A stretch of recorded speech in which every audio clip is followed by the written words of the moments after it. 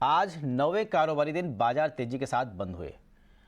Nifty दिन के निचले स्तर से 90 अंक सुधरकर 17,828 पर बंद हुआ। निफ्टी के 50 में से 30 स्टॉक्स में बढ़त दिखाई दी।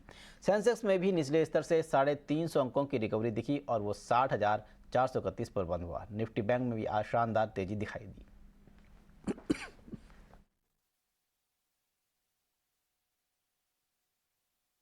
जी, इस हफ्ते हमने देखा कि निफ्टी ने लगातार तीसरे हफ्ते पॉजिटिव क्लोजिंग दिखी और करीब 1 से 1.25% की तेजी वहां पर देखने को मिली है। इसके अलावा स्मॉल कैप और मिड कैप इंडेक्स की भी बात करेंगे तो यहां पर भी पॉजिटिव क्लोजिंग ही थी इस अगर वीकली परफॉर्मेंस की बात करेंगे तो।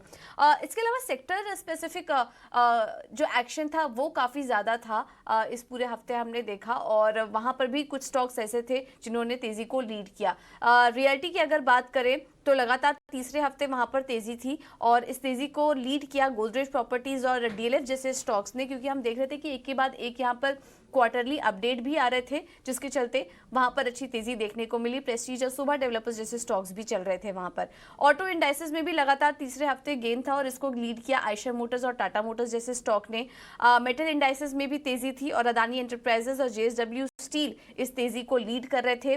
बैंकिंग में करीब इस पूरे हफ्ते 2.5% की तेजी यहां पर देखने को मिली और AU small finance bank, Kotak Mahindra bank जैसे स्टॉक्स चल रहे थे। In fact AU small finance bank में शानदार तेजी देखने को मिली जब इनके एमडी और सीईओ दोबारा से नियुक्त हुए, आरबीआई ने मंजूरी दे दी। उसके बाद हमने यहाँ पर शानदार तेजी देखी। फार्मा इंडेक्स में हमने देखा कि लगातार चौथे हफ्ते तेजी थी और डिवीज लैब, औरोबिंदो फार्मा जैसे स्टॉक्स इसको लीड कर रहे थे। तो इकलौता आईटी अगर छोड़ दें जहां पर की हल्की वीकनेस थी क्योंकि टीसीएस के नतीजे आने के बाद हमने आईटी स्टॉक्स में कमजोरी देखी, तो इस वजह से एक नेगेटिव रिटर्न वहां पर देखने को मिल रहा है। लेकिन रियल्टी था टॉप परफॉर्मर 5% की तेजी के साथ। उसके बाद ऑटो, मेटल और बैंक ने भी इस तेजी में कंट्रीब्यूट किया। तो इस पूरे हफ्ते हमने देखा कि अच्छा हफ्ता था मार्केट के लिए और अगला हफ्ता भी काफ़ी इंपॉर्टेंट होगा क्योंकि अब ढेर सारे अर्निंग्स आना शुरू हो जाएंगे।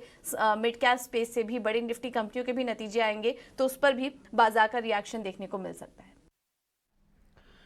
इन्फोसिस